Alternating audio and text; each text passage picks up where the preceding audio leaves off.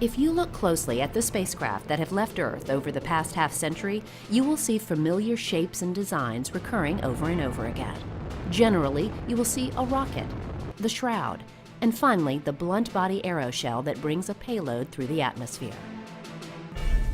The reason the shape of the aeroshell has changed little over the years can be summed up in one word: physics. When a spacecraft enters the atmosphere of a planetary body, physical forces like drag, pressure, and heating affect the craft. Because the basic blunt body shape works so well to combat the physics of entry, descent, and landing, it has remained the gold standard for decades. But in order to fit into the rocket shroud, aeroshells have to be relatively small. Even the largest aeroshell ever designed specifically for the Curiosity rover is too small to accomplish many of the goals researchers want to achieve on Mars. Worse yet, it's as large as we can build and still fit into existing rocket shrouds. Unless something drastically changes, we are relegated to sending relatively small rovers to very specific spots on Mars. But a small team at NASA has developed an idea that could be the game changer we needed to begin fitting larger aeroshells into smaller rocket shrouds. Called HIAD, or Hypersonic Inflatable Aerodynamic Decelerator, this idea has the potential to revolutionize entry, descent, and landing on any planetary bodies with an atmosphere, including back here on Earth. On this episode of NASA X, we will follow the HIAD team as they begin real-world testing of this concept with IRVI-3, or the Inflatable Re-Entry Vehicle Experiment. With a short timeline and a small budget, the team worked through numerous challenges to find out if this type of device has what it takes to land future manned and unmanned missions on the Red Planet and beyond.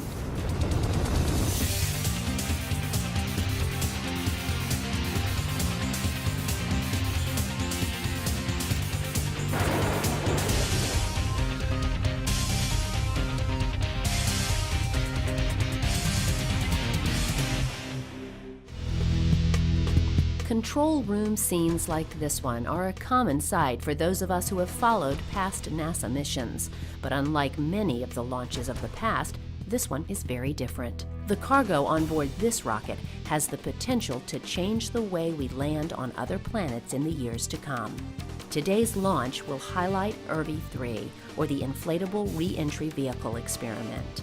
After years of ground testing, development of new materials, and many sleepless nights, NASA researchers will soon know if this new idea will be a viable way to get huge payloads onto other planets.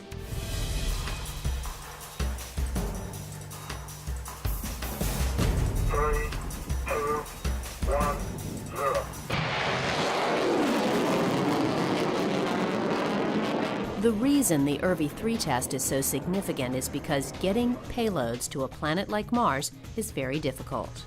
Whenever we travel to a planet that has an atmosphere, we try to make use of that atmosphere to help us slow down. One way to accomplish this is by using an aeroshell. The unique blunt body shape of the aeroshell is designed to create enough drag on the vehicle to help slow it down, while also serving as a type of cocoon to protect the payload from the heat and pressure. With enough atmosphere, the aeroshell and parachutes can slow the vehicle from hypersonic speeds down to landing speeds.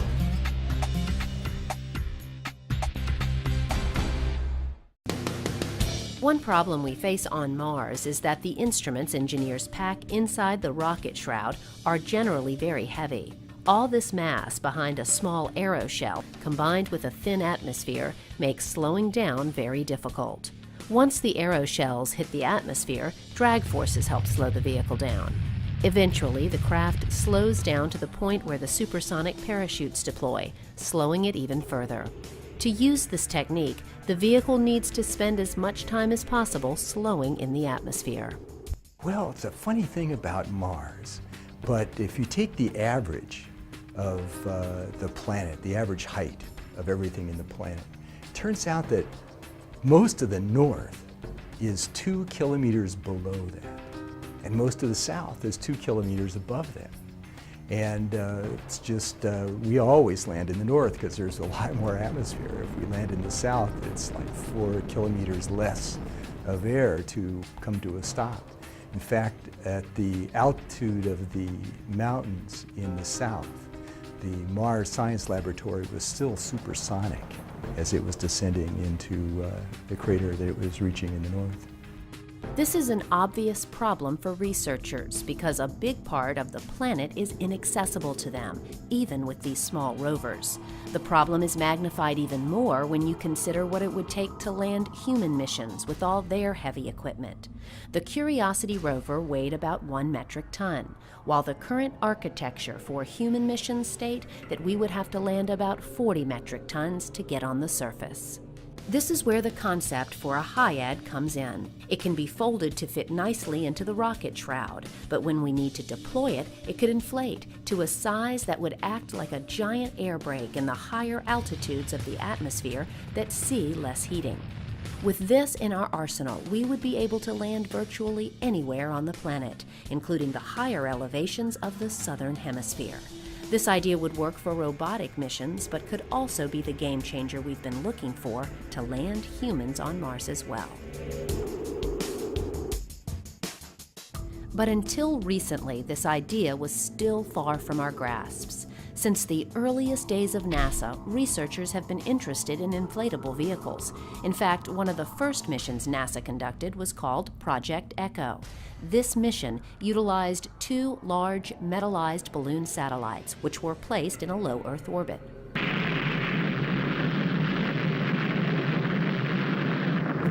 But Echo 1 and 2 were designed to stay in space and not be subjected to re-entry pressures. So after a number of years in space, both balloons finally came back into the atmosphere, burning up on re-entry. The next big push for the inflatable ideas came up again as NASA researchers began considering landing the Viking landers on Mars in 1976. Early testing was promising, but these designs were also not meant to take the stress of entry. Rather, they would deploy after the worst of entry had already taken place. After lengthy study, researchers decided to use supersonic parachutes instead of inflatables, which meant that these unique designs were once again sidelined. One clear result of the testing during that time showed that the materials of the day lagged behind what would be necessary to handle the stresses of entry, descent, and landing. As the mid-2000s rolled along, NASA researchers believed that materials had advanced to the point where they were now both strong and heat-resistant enough to be able to take the stresses related to EDL. One of the first at NASA to begin testing this hypothesis was NASA Langley's Dr. Neil Cheatwood. Along with a small group of engineers, Dr. Cheatwood began thinking about how current materials could be used to create large aeroshells. Their elegant and seemingly simple idea was to build large inflatable aeroshells to get really heavy payloads down to areas that would have previously been impossible. In theory, this seemed like it would work, but a huge hurdle faced by the team was the tightening NASA budget. With a project budget that wouldn't be enough to even buy an economy car, the team began testing. The initial study proved that the idea would work, but the team was a long way from a test flight. They needed to find more funding. With the search for funding in full swing, the team began calling colleagues and friends within NASA, looking for even small amounts of money to help fund the IRVI concept. I was able, over the next few years, to still find chunks of money here and there. And I used to drive my project manager crazy. I would show up with a new number and say, here's another JO, and he's like, well, how much is on this? I'm like, $762. And that's actually a number. That's actually true. That's the smallest one I gave him. But then it got a little easier to get 50,000 here or 100,000 here, and it started kind of coming together. Of course, one of the biggest expenditures that the team faced would be acquiring an actual rocket to launch the experiment. Cheatwood found a solution for this after visiting NASA Wallops rocket range. That first IRVI that we attempted was actually on the smallest rocket we could get. And we ended up there because I had this little bit of money, and I was going to go up to Delaware and sell a contractor on the idea of building us an article. And on the way, I stopped at Wallops Flight Facility. And they're like, well, we have 1 or 2 tech demo flights a year. They're like, suppose we just let you have one of those missions. I'm like, okay. With a rocket in hand and a little more funding, the first IRVI test was finally a go to proceed. The team worked tirelessly for more than a year to prepare the first test, and as the rocket fired, hopes were high. But shortly after the rocket left the ground, a malfunction occurred, which did not allow IRVI to deploy. Unfortunately, that first flight, we had an anomaly with the launch vehicle. So we launched it, but we never came out of it. But at the time, I was serving as the hypersonics project scientist, and the principal investigator for that project said, you know, I believe in your concept, let's refly. And that was huge, because whereas I had been, you know, for the previous 4 or 5 years cobbling together any money I could get, here we basically had the design finished, we thought it was going to work, and we had somebody that's willing to just say, all right, you think it's going to cost $5 million? Here's $5 million, let's do it. The team quickly began working on the next IRVI test, which was called IRVI 2. They now had enough funding to move forward, and in short order they developed new flight hardware. If successful, the IRVI 2 test would help provide a baseline for future testing. On August 17, 2009, IRVI 2 launched from the Wallops Flight Facility. After the failure of the last test, tensions were high for this flight. The data began streaming back. IRVI 2 had deployed and was feeding valuable information back to the team. Immediately after IRVI 2 launched, then the hypersonics project said, let's do an IRVI 3. And this time, let's go to the biggest rocket they've got in their standard arsenal. Let's see what kind of heating we can get out of it. And my objective was really to go order of magnitude higher in heating. So we didn't increase the size, because remember, if you increase your size, you're going to accelerate at higher altitude. The higher the altitude, fewer molecules are going to hit you, and so you won't get as high heating. So we kept the same diameter, but we increased the payload weight. We increased it by a factor of 2. Actually, ultimately, it was more than a factor of 2. And then we had a lot more energy from the rocket, so we went to a much higher altitude, about twice the altitude. That combination meant we were going to see about an order of magnitude higher heating on this next one.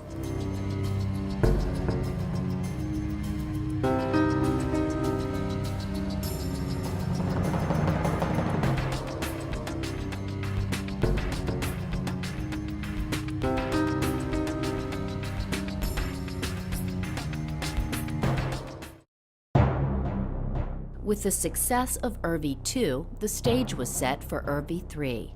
This would be the most complex mission yet, and would call for the engineering team to make drastic changes to the test article due to the extreme flight regime the craft would experience.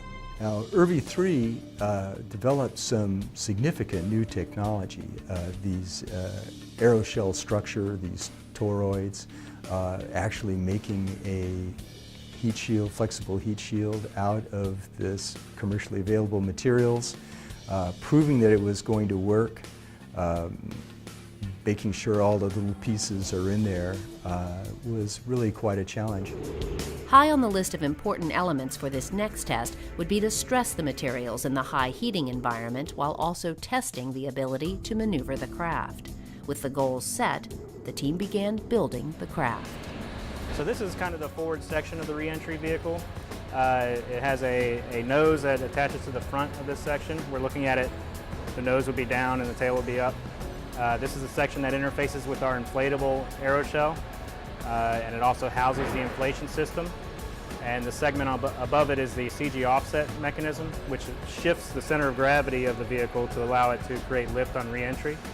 And on top of this would be 2 other segments, a telemetry module and a NIAC segment, an attitude control system. One of the most interesting aspects of this craft would be in how the team would be able to maneuver it once it came through the atmosphere. Unlike a craft like the space shuttle that has wings and can be steered, IRVI 3 would have to be maneuvered by shifting the center of gravity. The challenge is, you can kind of think of a surfer. He kind of shifts his weight back and forth on a board and guides himself down the wave. Well, when we're falling in from space, we're hitting the atmosphere very, very quickly. The challenge is we don't have control surfaces like an airplane. The shuttle is a lifting body and we have these body flaps where we can control the direction and trajectory. We don't have the luxury of having a control surface on an inflatable. Maybe you could go like the Apollo capsule where it's a blunt body and you can use gas jets to roll, to direct your lifting vector. What we're looking to do is to kind of go back to that surfer analogy, where we're actually we want to ride and guide this thing by shifting the mass of the vehicle. So we basically, what we've done for the first time ever, as far as I know, split the mass of an entry vehicle in two, and we're going to drive the back of the vehicle offset from the center line of the vehicle to generate that lifting. You can kind of imagine if we take and we've got a card falling, and as this card is falling, we're going to put a weight on here. It's going to tip it a little bit, and as it falls, it'll slide sideways. So that's the real experiment. Can we actually guide this thing by moving the mass of the vehicle? And it's a challenge because of the loads that run through it. You know, we're looking at 20 G loading on atmospheric interface right at our peak pressure. We're expecting to see 20 Gs. So we're looking at 2 to 4, maybe 6,000 pounds of loading running through this bearing. But the second challenge is, do we understand the aerodynamics of the guidance problem? It's rigid, but it's still flexible, aeroshell, and then we've separated the aft body from the forebody with a joint. Do we really understand the dynamics of that? That's really the question. That's one of the big questions that Irby 3 is going to be answering. If you want to steer, then you need to have lift to take you in one direction or the other. We had the ability to rotate it. We just weren't using that capability, but if you were to imagine coming into Mars and we're entering the atmosphere and we know that we're going to, say, go a little long compared to the original planned target, then we could turn it over and have that lift pull us down. Or if we're to the left, we could steer it over and make it pull us to the right. So that's something everybody wants to have. And a Mars Science Laboratory, center of gravity was offset from the center of pressure. Each piece was carefully assembled, and then it was time to ship it out to NASA Wallops for the flight test.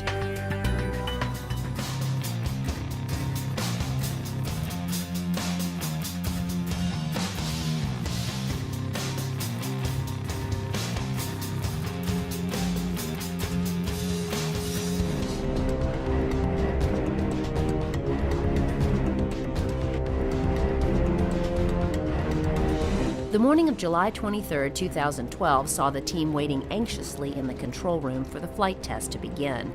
In a matter of moments, they would know if this test would succeed or not. When the count, is 3, 2, 1, 0, then the rocket ignites and it shoots off of its rail in the right direction. It starts spinning. At this point, we're all along for the ride. The engineers for each of the subsystems monitored what the readings were on their instruments. But for the most part, we were just fascinated by the ascent. It's just kept all of our attention. And one stage burns out in just a few seconds, another stage burns out in 10 seconds. But the main stage, the Brant, burns and ends at approximately 1 minute.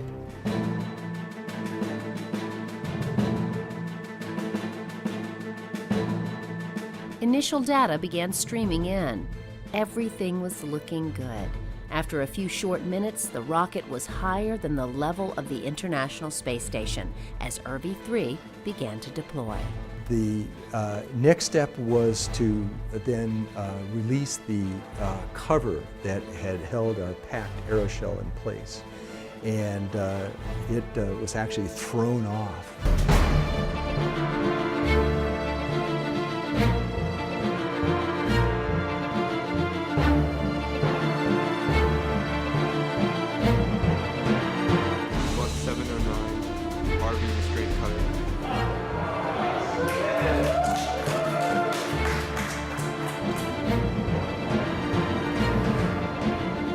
It took the shape in less than a minute. It was, as far as we could tell, fully inflated, but of course it really was going to take several more minutes before we get to the 20 psi that it needed to withstand the atmospheric entry.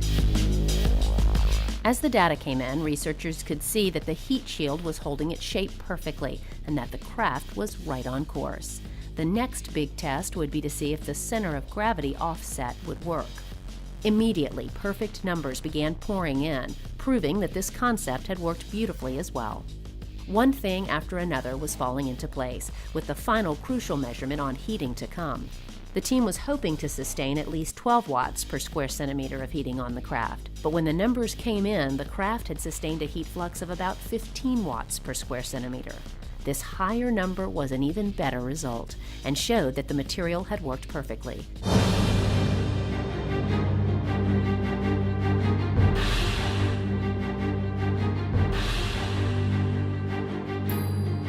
By the time the craft splashed down, the team already knew that ERV-3 had far exceeded their expectation and had proven that this concept could work effectively.